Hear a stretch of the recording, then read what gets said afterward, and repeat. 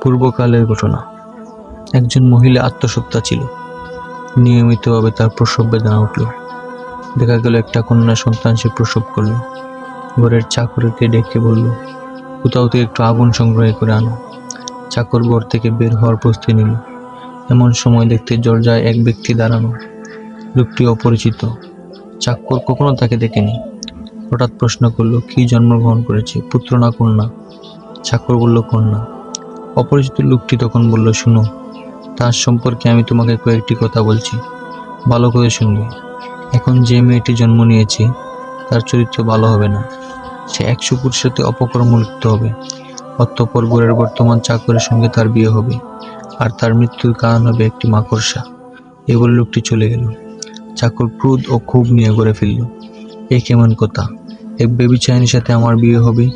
এটা মানা যায় না। নবজাতকের কাছে এসে ধারালো একটি চালিয়ে দিল নবজাতকের উপর।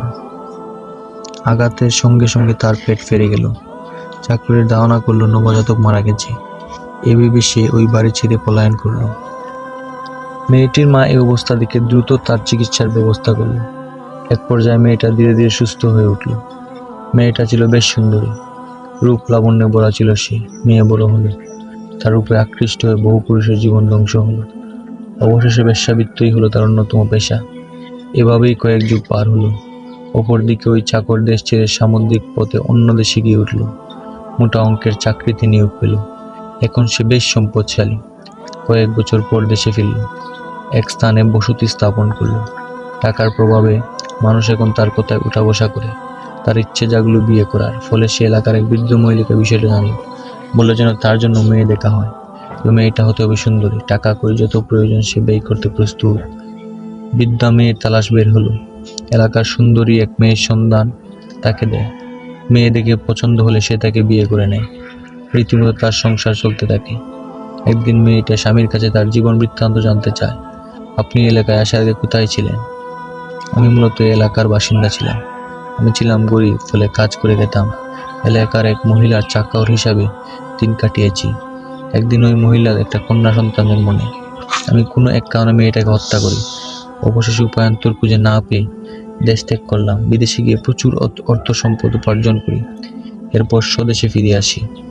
তার বিবরণে স্ত্রী হতদম্ব হলো। তবে আপনি এক মেয়ের হত্যাকারী? স্ত্রী বলল, আচ্ছা, আপনি কি আমাকে চিনতে পেরেছেন? হয়তো আমি সেই যাকে আপনি হত্যা করেছেন বলে আপনার দাবি, কিন্তু আমি মরিনি। আমি এখনো জীবিত। এই দেখুন সেই চুরির দাগ, যে আঘাত আপনি করেছেন। লোকটার তখন পূর্বের বহু স্মৃতি মনে পড়ল। তাতে কোনো বললে এক অপরিচিত ব্যক্তির ভবিষ্যদ্বাণী, যা চাকর অবস্থায় তাকে বলা হয়েছে। ভাবল সে তো বলেছে তার সাথে আমার বিয়ে হবে, তাই তো হয়েছে। তবে বোঝা গেল মেয়েটা বেবিচারী। এবার স্বামী স্ত্রীকে বলল, যে তাই হয় তবে তোমার সম্পর্কে আমি আরো কিছু জানি। তুমি তো 100 পুরুষের সাথে বেবিচার লিপ্ত হয়েছে, কথা কি সঠিক? স্ত্রী বলল, ঠিক, তবে কয়েকবার কাজে জড়িয়েছি, তার সঠিক সংখ্যা জানা নেই। স্বামী বলল, তোমার সম্পর্কে আরো একটি কথা জানি, তা হলো তোমার মৃত্যুর কারণ হবে একটি মাকড়সা। এখন শুনো, যখন তোমার সাথে আমার অতি ভালোবাসা, তাই তোমাকে হেফাজতে রাখার যথেষ্ট চেষ্টা আমি করব। তোমার জন্য একটা মজবুত সুরক্ষিত উঁচু একটি অট্টালিকা নির্মাণ করব। কোনো ধরনের কীটপতঙ্গ যেন সেটায় যেতে না পারে। তুমি সেখানেই থাকবে। কথা অনুযায়ী উঁচু মজবুত দালান তৈরি করা হলো। একদিন স্বামী স্ত্রীর কথা অনুযায়ী অট্টালিকার ছাদে বসে গল্প করছেন। চাকর নৌকর আশপাশের পাহারায় রয়েছে। হঠাৎ স্বামীর দৃষ্টি পড়ল একটি মাকড়সার দিকে। স্ত্রীকে লক্ষ্য করে বলল, দেখো, ওই যে মাকড়সা দেখা যাচ্ছে। কি বলো, তবে কি এই মাকড়সায় আমার প্রাণ কেড়ে নেবে? এর আগেই আমি তার প্রাণ কেড়ে নেব। এ বলে সে চাকর নৌকরকে হুকুম করলো ওই মাকড়সাকে জীবিত তার কাছে নিয়ে আসতে। চাকর নৌকর হুকুম পেয়ে মাকড়সা ধরে এনে মালিকার সামনে রাখলো। মহিলা মাকড়সাকে পবিত্র করে মেলে ফেলল। তখন মাকড়সার শরীর থেকে এক ফোঁটা পানি মহিলার আঙ্গুলে এসে পড়ে। তা ছিল বিষাক্ত। ওই বিষক্রিয়ায় মহিলার শরীর বিষাক্ত হয়ে উঠল। বিষক্রিয়ায় সারা শরীর কালো হয়ে গেল। এভাবেই সে মৃত্যুর কোলে ঢলে পড়ল।